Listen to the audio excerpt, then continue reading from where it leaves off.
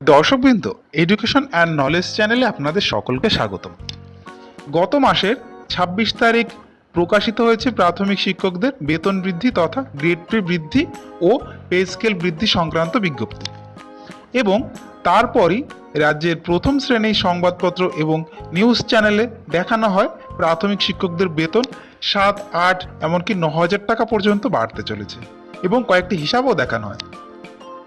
এদিকে শিক্ষক সংগঠনের এক নেতাও সেই প্রসঙ্গে সাংবাদিকদের বলেন, সংবাদ মাধ্যমে বিষয়টি প্রকাশিত হওয়ার পর সাধারণ মানুষ ও শিক্ষকদের অভিনন্দন জানাচ্ছেন যে প্রাথমিক শিক্ষকদের বেতন এক ধাক্কায় ৮ থেকে ১০,০০০ টাকা বেড়ে গেছে।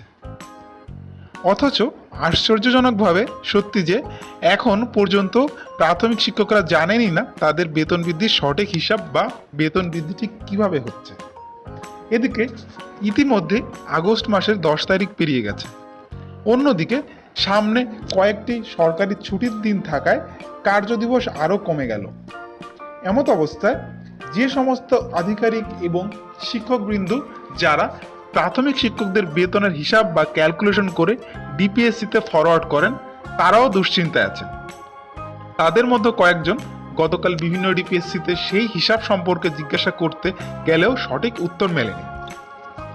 পে ফিক্সেশন, সিনিয়র টিচারদের পে প্রোটেকশন, নিউলি ট্রেন্ড টিচারদের এ ক্যাটাগরি ফিক্সেশন সহ একাধিক বিষয় নির্দিষ্ট করে না জানলে আগস্ট মাসের বেতনের হিসাব করা সম্ভব না।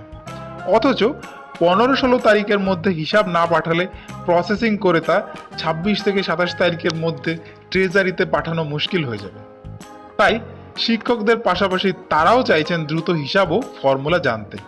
আর এই ফর্মুলা এতদিনেও ঠিক হয়নি, এটাই বড় আশ্চর্যের বিষয়।